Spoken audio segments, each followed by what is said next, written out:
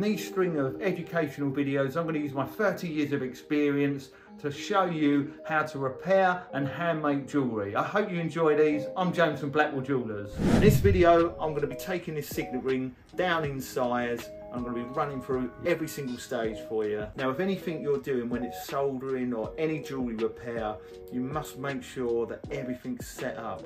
And what I mean by that, there's no clutter, there's nothing that's going to catch fire, so you get everything nice and clear, and that's the first thing you've got to do. So as you look at my bench, everything's clean, everything's ready to go, my tools are in the right position, and I'm ready. I'm going to move to the next stage. Now, any solder, we're going to have to use flux. This keeps the surface area clean, stops the oxygen from going onto the area, which creates oxidization, which will then go black, and then your solder won't run. So you just need to take a small section of your flux.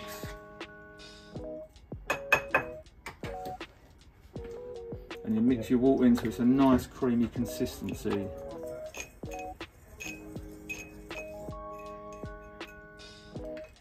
Right, the next section is make sure you get your solder ready. So with a ring, we always use 9 carat hard solder if the ring's 9 carat gold. If we're using 18 carat ring, then we would use 18 carat hard solder.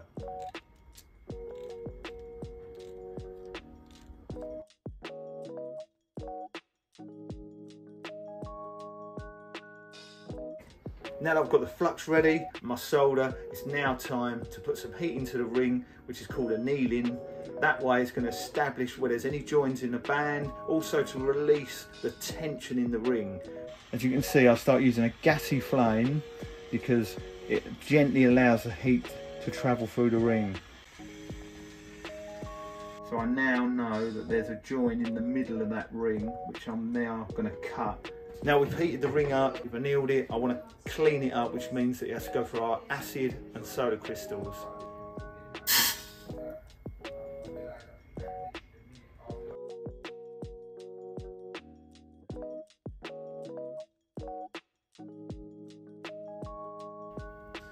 Now we're going to take one size out of this ring, so each size is equivalent of 1 millimetre. So if you think in terms of that, you're not going to be a million miles away. So we always start on the join, which I'm just going to make a mark now. So that's my first cut. I've actually cut on the join line. So now I'm going to cut 1 mil next to that.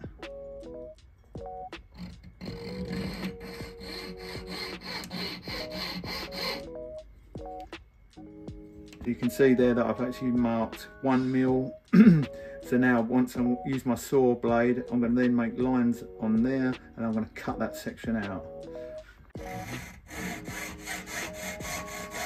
Now when I start cutting, if you see how I'm holding the saw frame, I'm keeping quite upright, and as I'm cutting on the downward stroke, as you look, because the teeth of the saw blade point towards me, so when I'm cutting, it's only on a downward stroke. If I push up too hard, it's going to blunt the blade. So I cut, use all the force on the way down, release, and let the saw blade do the cutting. I'm going extra slow here just for the video, and just depending on your skill level, just take your time. There's no rush. And before you go right through, if you stop and then you start cutting the other side, that will stop. If you're using a thinner ring, that will stop it from moving about, so it makes it easier to cut.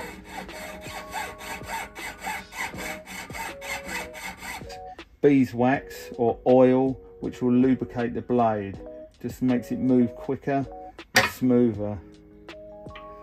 That can stop any snagging as you're cutting.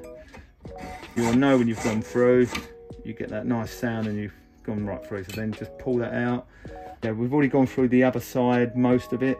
So now I'm just going to finish that section off.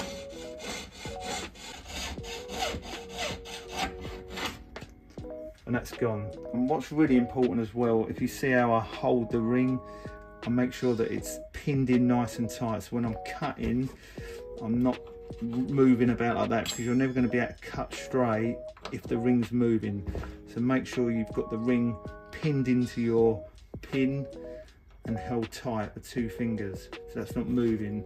So when I'm cutting, it's nice and firm.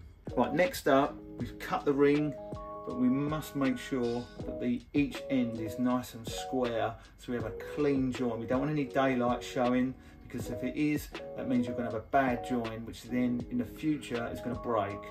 Now this is called a needle file. There's different styles and each one does a different thing, but I'm going to do a more in-depth video coming up about all your different files, needle files, etc. But today we're using what's called a safety back. With a safety back file, as the word says, safety back, it's got a smooth back, which means when you're filing a section, you're protecting the other side that you're filing, which is really important, because that means you can just focus all your attention on one side and not worry so much about that. So now we're going to file the left hand side, and what we're doing is, with this, I've cut it nice and straight, so there's not too much work to be done. It's just a case of getting any burrs or any rough edges off. So I make sure my file edge is flat against the edge, and also making sure that it's not angled. Just gentle squaring that up. I don't want to take too much of this gold away, because if I do, it means we're going to be out on the ring sizer. So just taking a little bit off, squaring it up, and that's it, done. I'll do the same the other side, same technique, and always check. And that's all that needs really, just a little bit more. That's it, done. Right, so next stage now, we squared up the ends, we need to close that gap up. Now you can use your half round pliers, which are, they've got a curved side and a flat side. So the curved side will fit on the inside of the ring, which stops the ring from then, if you put pressure on it, squeezing it straight. So now I can push down with my hand, and that will keep the shape the same. So it allows me to leverage against my hand whilst keeping the shape of the ring. So this is quite a thick band. Now you could be doing like a finer ring, so you've got to be very careful with that. So I can push quite hard against this, and you can see I'm just pushing, keeping the shape. Do a little bit both sides.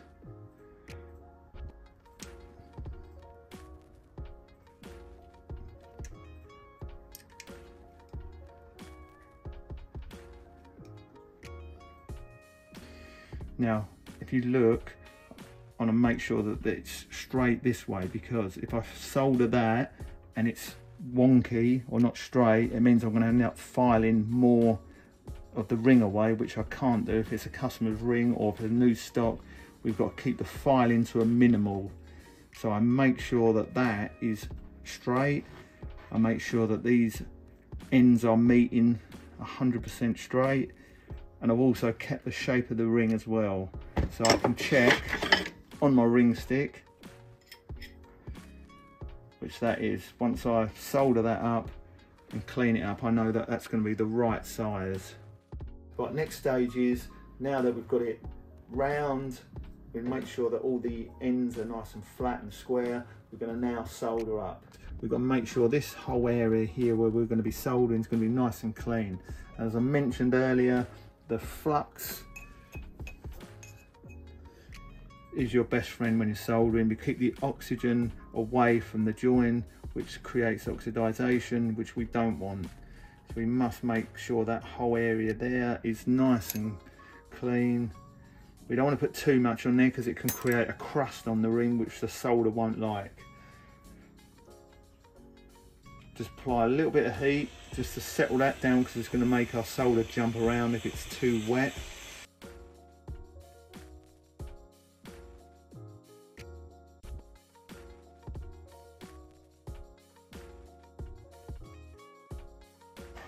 Again, we're going to start with a gassy flame just to keep the solder from jumping around. Once it's settled in, then we can get more aggressive flame.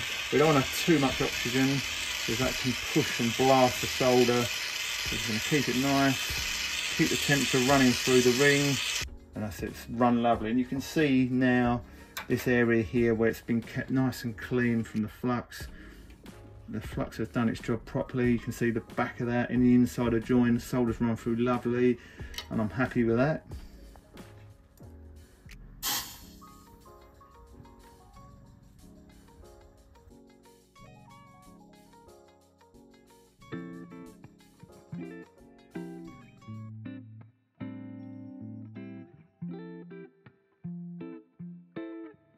Right, so next up, we're going to clean up the solder. So what I do, which is just my opinion, the best way is to clean the inside up first. Once that's done, then we will knock the ring round, make sure it's on size, and then we clean the outside. The reason I say that is because I've done it in the past where I've cleaned up all the solder, then knocked it round, and then the joint's broken. I find that if you've got a little bit of protection here, when you start hitting it with a mallet, you're also keeping the strength of the joint. So I always recommend keeping that. When you're filing the inside, again, I'm going to do a video of just on filing, which will go really in depth on that. We're going to keep it nice and flat using a half round file, and I always want to take a little bit of solder away, just nice and gentle. Keep this nice and easy because filing on the inside is probably the hardest part. Just nice and gentle, and let's just remove that solder. Next up, we're going to make sure the ring's round. So I'm using a triplet. It's a tapered, if you look, it's nice and tapered. You put the ring on there, check in to see where you need to work on. Hold it nice and tight into your chest. What you don't want to do is just hold it loose like that and then just like that, because if you've got a diamond at the front and you just hit it, you know, you're going to cause a huge amount of damage. So make sure that's all in tight and work. I always put my thumb there to protect the head. If you get into habits like that, at the moment we don't need to, but again, if I had a diamond there, I'm protecting it. So just gently tap.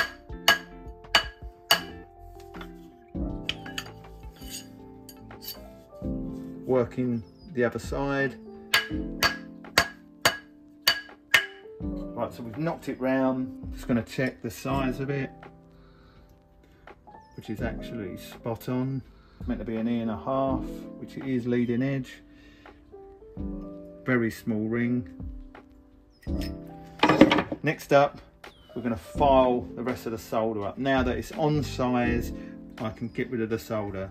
So we're going to use my flat side of my file, which is a D shape, but obviously flat that side. And this is really important.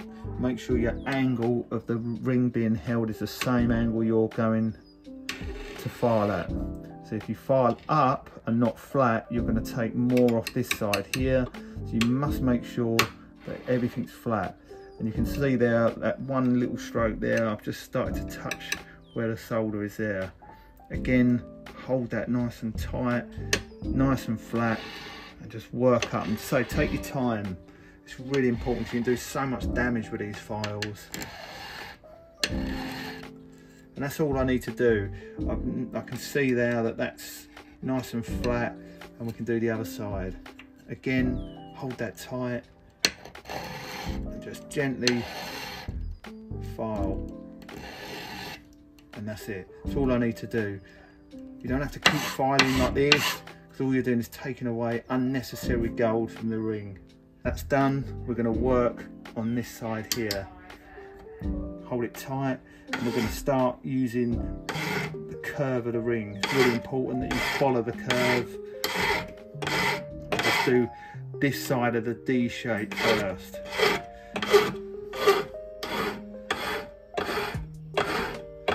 And you see that movement there, really important, that curve. I want to make sure I want to follow the contour of the ring.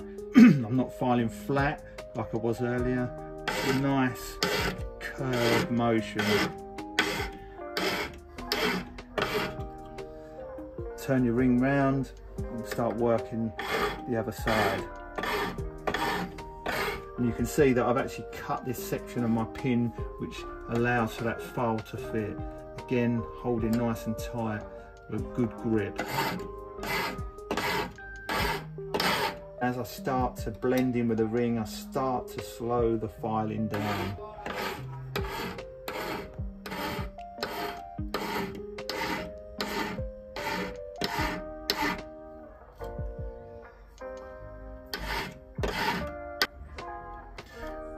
I'm going to leave the rest of that for my emery board, which I'm going to show you next. Next up, we're going to clean the outside and the sides of the ring using our emery. So with the emery sticks, come in two forms. Well, I use two forms. You can have 20 if you wanted them, but we find that a rough and a smooth, and then sometimes I might use an ultra fine if I'm working with platinum that you need to get 100% clean before you polish. So we're going to start with the rough, and then we're going to use the soft. So when you're doing the sides, I want you to hold the technique the same, where you hold it with your fingers. We're going to hold the ring. Same with the file, make sure you angle, just because this is paper, still make sure that you've got using the same angle. Take the minimum off the ring as possible, and we're just going to blend that in, getting rid of the file marks, so it makes it easier for us to polish. See, I'm just putting nice and flat. I'll do the other side. Top of the ring, for the outside. Again, keeping the contour, taking the minimum off possible with a ring.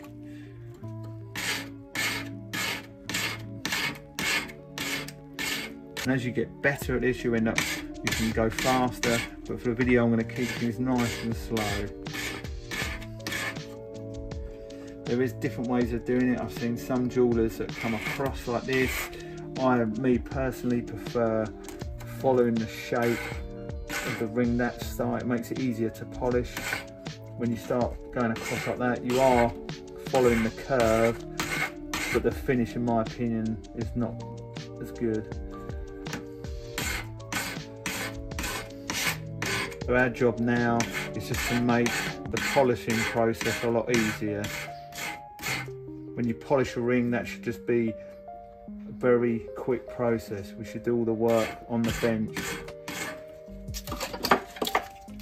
Next, we're going to use our soft paper. Same again.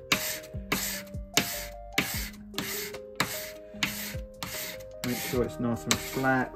As I push, I'm keeping it flat. I'm not going like this. Nice and flat. Just repeating the process.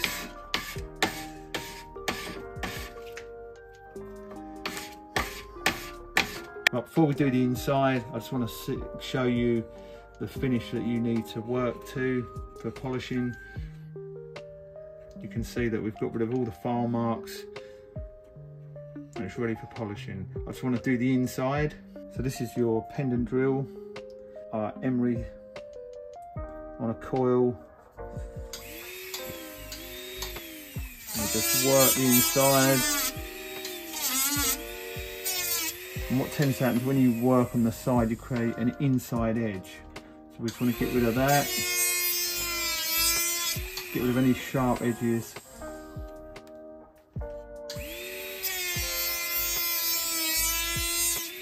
And that's done.